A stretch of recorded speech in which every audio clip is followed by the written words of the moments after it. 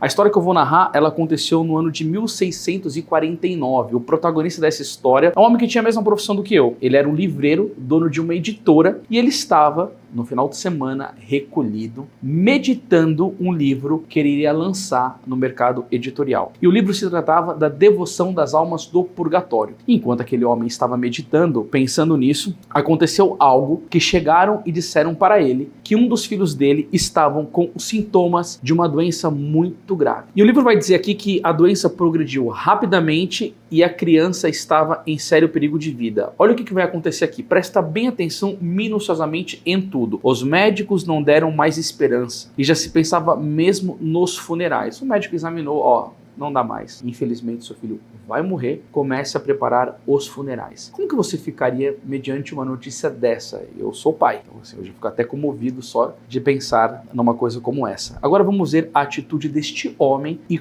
como fez o bem para a alma dele a leitura de um livro sobre as almas do purgatório. Nessa grande aflição e vendo baldados todos os recursos humanos, daqui foi uma carta que ele escreveu para um padre, eu resolvo fazer um pedido ao Senhor pelas almas do purgatório. Então ele pede a Jesus pelas almas do purgatório e fez uma promessa. Ele disse que distribuiria gratuitamente 100 exemplares do livro que tratava do purgatório e que recomendava a devoção às santas almas. Agora veja bem, gente, Deus leva a sério promessas. O coração misericordioso de Jesus aprova essas coisas, ele endossa essas coisas, ele gosta dessas coisas. Quando uma pessoa promete, já com a grande graça no coração, de ser fiel ao que ele estaria prometendo. E o que acontece aqui? Uma grande esperança encheu o coração daquele homem. Isso daqui é o relato da carta que ele envia para o padre Tiago. Entrei logo no quarto do filho e o encontrei muito melhor. E no dia seguinte, contra toda expectativa, o menino estava completamente curado e restabelecido. Agora veja bem, gente, ele poderia pedir por tantas outras graças. Mas o que fez com que esse homem pedisse pelas almas do purgatório? A providência divina, que se encarrega de tudo, fez com que chegasse na mão daquele homem um livro sobre o purgatório. Como ele era o dono da editora, ele era o editor, dono da tipografia, ele começou a ler. O livro de Romanos capítulo 10, verso 17 diz que logo a fé provém pela pregação. Era pregação em letras. Ele começou a ler e com certeza algum do conteúdo falando sobre a força da intercessão das almas do purgatório aumentou a fé no coração daquele homem. Imediatamente ele fez uma ligação: se Deus permitiu que esse conteúdo chegasse até as minhas mãos, eu irei às almas do purgatório. E ele suplicou por elas. As almas do purgatório podem interceder por nós. Eu já falei sobre esse tema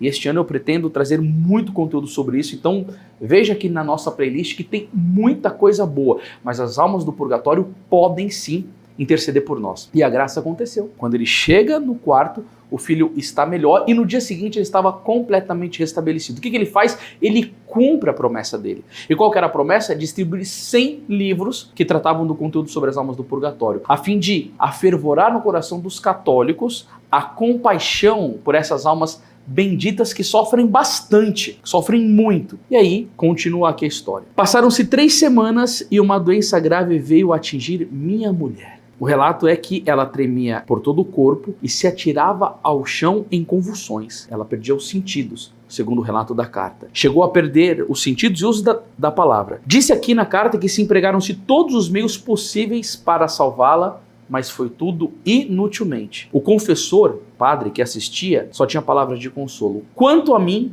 não perdi a esperança. Eu já indico aqui para vocês, neste vídeo, pedir a virtude da esperança para Deus. Olha o que isso daqui fez com este homem. Ele não esmoreceu, ele acreditou, ele confiou. Tinha grande confiança nas benditas almas do purgatório. Ele voltou à igreja e prometeu distribuir dessa vez 200 exemplares do livro, a fim de conquistar muitas almas para a devoção, as santas almas do purgatório, como que eu já tinha falado para vocês. Mal saía da igreja quando os criados me vieram dar a notícia feliz de que minha mulher estava bem melhor. E assim era. Encontrei minha mulher mais bem disposta e poucos dias depois estava perfeitamente curada. Diz ele que ele foi fiel em dar os livros prometidos e sempre fui muito grato às almas do purgatório. Eu espero que este conteúdo tenha trazido para você a mesma coisa que trouxe para esse homem. Firme esperança. De nós utilizarmos aquilo que a fé nos permite, de irmos às almas do purgatório. Ide às almas do purgatório. E hoje que é segunda-feira, reze pelas almas do purgatório.